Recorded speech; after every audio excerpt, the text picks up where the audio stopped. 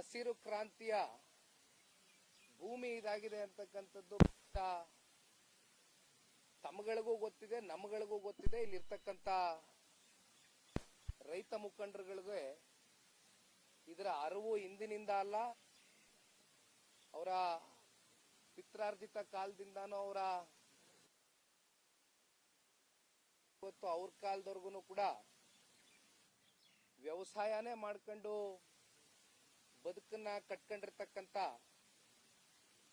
ಬೈರಮಂಗಲ ಹಾಗೂ ಕೆಂಚಗಾರ್ನಲ್ಲಿ ಪಂಚಾಯಿತಿ ವ್ಯಾಪ್ತಿನಲ್ಲಿ ಸೇರ್ತಕ್ಕಂಥ 26 ಗ್ರಾಮಗಳೇನಿದೆ ಅದರಲ್ಲಿ 9 ರೆವಿನ್ಯೂ ಗ್ರಾಮಗಳು ಸೇರ್ಕೊಳ್ತದೆ. ಇವತ್ತಿನ ಈ ಪತ್ರಿಕಾಗೋಷ್ಠಿಯ ಉದ್ದೇಶ ಈಗಾಗಲೇ ತಮಗೆಲ್ಲರಿಗೂ ಗೊತ್ತಿದೆ. ಮೊನ್ನೆಯ ದಿನ ಅಂದ್ರೆ ಇವತ್ತು 14ನೇ ತಾರೀಕು 12ನೇ ತಾರೀಕು ರಾತ್ರಿ ತರಾತುರಿಯಲ್ಲಿ ಬಹಳ ಅತಿ ವೇಗದಲ್ಲಿ ರಾತ್ರೋರಾತ್ರಿ ಒಂದು 3 ಹಳ್ಳಿಗಳು, ಕೆಂಪೈನಪಾಳ್ಯ ಜೊತೆಯಲ್ಲಿ ನಮ್ಮ ಆರೋಳ್ಳಿಗೆ ಸೇರ್ತಕ್ಕಂಥ ಒಡೆರಹಳ್ಳಿ, ಮಂಡಲಹಳ್ಳಿ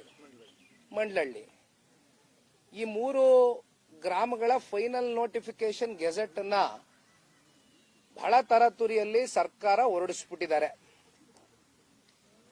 ಇದರ ವಾಸ್ತವಾಂಶ ಸತ್ಯಾಸತ್ಯತೆಯನ್ನ ಒಂದಷ್ಟು ಕಡತಗಳು ನಾನು ಕೂಡ 1-2 ದಿನದಿಂದ ಕಲೆ ಹಾಕಿ ಈ ಭಾಗದ ಜನಪ್ರಿಯರು ಮಾಜಿ ಶಾಸಕರಾಗಿರ್ತಕ್ಕಂಥ ಮಂಜಣ್ಣ ಅವರು ನಾವೆಲ್ಲ ಕೂತು ಒಂದಷ್ಟು ವಿಚಾರಗಳನ್ನ ಕಲೆಯನ್ನ ಹಾಕಿದ್ದೀವಿ. ಇದು ರಾಜ್ಯದ ಜನತೆಗೂ ಕೂಡ ತಿಳಿಬೇಕಾಗಿದೆ. ಯಾಕಂದ್ರೆ ಬಹಳ ಜನ ಹಿಟ್ ಅಂಡ್ ರನ್ನು ಅಂತ ಮಾತಾಡ್ತಾರೆ. ಹಿಟ್ಟು ಇಲ್ಲ, ರನ್ನು ಇಲ್ಲ, ಇಲ್ಲಿ ಸ್ಟೇ ಆಗಕ್ಕೆ ನಾವು ಬಂದಿರೋದು. ಹಾಗಾಗಿ ಒಂದು ವಾಸ್ತವಾಂಶವನ್ನ ನಿಮ್ ಮುಂದೆ ಇಡ್ಲಿಕ್ಕೆ ಬಯಸ್ತೇನೆ. ಈಗ ನಮ್ಮ ಕೆಂಪೈನಪಾಳ್ಯದಲ್ಲಿ ಇಲ್ಲಿ ಸಣ್ಣ ರೈತರು, ಅತಿ ಸಣ್ಣ ರೈತರು ಅಂತಕ್ಕಂಥದ್ದನ್ನ ನಾವು ಯಾವ ರೀತಿ ಇದನ್ನ ಒಂದು ಡಿಫ್ರೆನ್ಶಿಯೇಟ್ ಮಾಡ್ಕೊಂಡಿದೀವಪ್ಪ ಅಂದ್ರೆ, 1 ಎಕರೆಗಿಂತ ಕಮ್ಮಿ ಭೂಮಿಯನ್ನ ಹೊಂದಿರತಕ್ಕಂತ ರೈತ ಅಥವಾ ಒಂದು ರೈತ ಕುಟುಂಬ ಅಥವಾ ಭೂ ಮಾಲೀಕ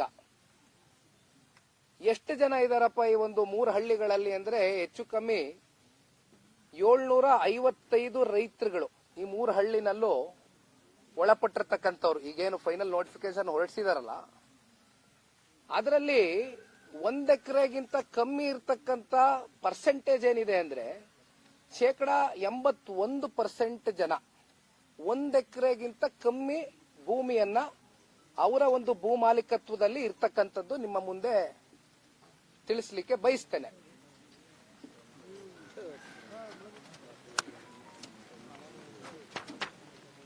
ಇರ್ಲಿ, ಶುಭ ಸೂಚನೆ. ನಿಮಗೇನ್ ತೊಂದರೆ ಇಲ್ಲ ಅಂದ್ರೆ ನಾನು ನೆನ್ಕೊಂಡು ಪ್ರೆಸ್ ಮೀಟ್ ಮಾಡ್ತೀನಿ. ನಿಮ್ಮ ಮೈಕ್ ಏನ್ ತೊಂದರೆ ಇಲ್ವಾ?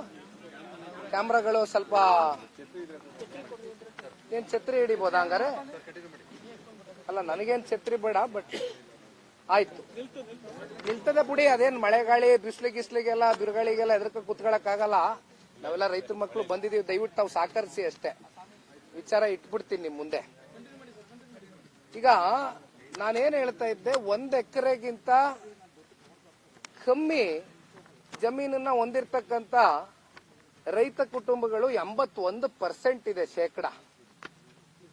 ಅಂದ್ರೆ ಇಲ್ಲಿ ನೋಡಿ, ಕೆಂಪೈನಪಾಳ್ಯದ್ದೇ ನಿಮ್ಗೆ ಹೇಳ್ತೀನಿ.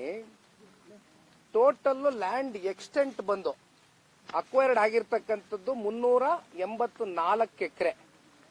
ಅದರಲ್ಲಿ ಖರಾಬು ಗಿರಾಬೆಲ್ಲ ಸೇರ್ಕೊಂಡ್ರೆ ಒಂದು 17 ಎಕರೆ ಹೋಯ್ತದೆ. ಅದರಲ್ಲಿ ಒಂದು 600 ಜನ ರೈತರು ಇರ್ತಕ್ಕಂಥ ಈ ಒಂದು ಕೆಂಪೈನಪಾಳ್ಯದಲ್ಲಿ ಸುಮಾರು 96 ಜನ ಮಾತ್ರ 1 ಎಕರೆಗಿಂತ ಅಧಿಕ ಭೂಮಿಯನ್ನ ಮಾಲೀಕತ್ವವನ್ನು ಇಟ್ಕೊಂಡಿರ್ತಕ್ಕಂಥವ್ರು. ಇನ್ನು ಮಿಕ್ಕಂತ 504 ಜನ ರೈತರು, ಇವರೆಲ್ಲ ಸಣ್ಣ ರೈತರ ಕನ್ಸಿಡರೇಷನ್ ತಗೋಬೇಕು ನಾವು. 1 ಎಕರೆಗಿಂತ ಕೆಳಗಡೆ ಇರ್ತಕ್ಕಂಥವ್ರು ಕೆಂಪೈನಪಾಳ್ಯದಲ್ಲಿ. ಮುಂದೋಗ್ತೀನಿ. 1 ಎಕರೆ ಒಳಗೆ ಇರ್ತಕ್ಕಂಥವ್ರು ಕೆಂಪೈನಪಾಳ್ಯದಲ್ಲಿ 504 ಜನ ರೈತರು. ಓವರ್ ಆಲ್ ಆಗಿ 600 ಜನ ರೈತ ಕುಟುಂಬಗಳಿರ್ತಕ್ಕಂಥ ಜಾಗದಲ್ಲಿ ಇನ್ನ 96 ಎಕರೆ 1 ಎಕರೆಗಿಂತ ಅಧಿಕ ಇರ್ತಕ್ಕಂಥವ್ರು. ಇನ್ನ ವಡೇರಳ್ಳಿ ಭಾಗದಲ್ಲಿ 63 ಎಕರೆ ಅಕ್ವಿಸಿಷನ್ಗೆ ಮಾಡಿದ್ದಾರೆ. ಅದರಲ್ಲಿ 1-2 ಎಕರೆ ಖರಾಬು. ಇದರಲ್ಲಿ 1 ಎಕರೆಗಿಂತ ಜಾಸ್ತಿ ಇರ್ತಕ್ಕಂಥವ್ರು 24 ಜನ, 79 ಜನ 1 ಎಕರೆಗಿಂತ ಕಮ್ಮಿ ಇರ್ತಕ್ಕಂಥವ್ರು. ಮತ್ತೆ ಮಂಡಾಳಹಳ್ಳಿಯಲ್ಲಿ 71 ಎಕರೆ ಅಕ್ವಿಸಿಷನ್ ಮಾಡಿದ್ದಾರೆ, ಫೈನಲ್ ನೋಟಿಫಿಕೇಶನ್. ಅದರಲ್ಲಿ ಖರಾಬೇನ್ ನಿಮ್ ಲೆಕ್ಕಕ್ಕಿಲ್ಲ ಬಿಡಿ, 16 ಗುಂಟೆ. ಅದರಲ್ಲಿ ಮೋರ್ ದನ್ 1 ಎಕರ್ 21 ಜನ, 1 ಎಕರೆಗಿಂತ ಕಮ್ಮಿ ಇರ್ತಕ್ಕಂಥವ್ರು 31 ಜನ. ಇದು ನಿಮ್ಮ ಮುಂದೆ ಇಟ್ಟಿದ್ದೀನಣ್ಣ, ದಯವಿಟ್ಟು ನಾವು ನೀವೆಲ್ಲರೂ ಮೈಂಡ್ಗೆ ಹಾಕೋಣ. ಈಗ ವಿಚಾರ ಎಲ್ಲಿಗೆ ಬಂದು ನಿಂತಿದ್ಯಪ್ಪ ಅಂದ್ರೆ, ತಮಗೆ ಗೊತ್ತಿದೆ, ಈಗಾಗಲೇ ಬೀದಿನಲ್ಲಿ ರೈತ ಹೆಣ್ಣುಮಕ್ಕಳಿಂದ ಹಿಡಿದು ರೈತ ಮುಖಂಡರಿಂದ ಹಿಡಿದು ವಯಸ್ಸನ್ನು ಕೂಡ ಲೆಕ್ಕಾಚಾರ ಮಾಡಿದಿರಾ, ಸಣ್ಣ ವಯಸ್ಸಿನ ಮಕ್ಕಳುಗಳು 85-90 ವರ್ಷ ಆಗಿರ್ತಕ್ಕಂಥ ಆರೋಗ್ಯದ ಸಮಸ್ಯೆಗಳು ಇರ್ತಕ್ಕಂಥ ಆ ವಯಸ್ಸಿನಲ್ಲೂ ಕೂಡ ನಮ್ಮ ಪಿತ್ರಾರ್ಜಿತ ಆಸ್ತಿಯನ್ನು ನಾವು ಉಳಿಸ್ಕೊಳ್ಬೇಕು ಅಂತಕ್ಕಂಥ ಹೋರಾಟ ಮಾಡ್ತಾ ಇರ್ತಕ್ಕಂಥ 2 ಪಂಚಾಯಿತಿಯ ರೈತರೇನಿದ್ದಾರೆ, ಸರಿಸುಮಾರು 450 ದಿನಕ್ಕೂ ಮಿಗಿಲಾಗಿ ಬೀದಿನಲ್ಲಿ ಹೋರಾಟ ಮಾಡ್ತಾ ಇದ್ದಾರೆ.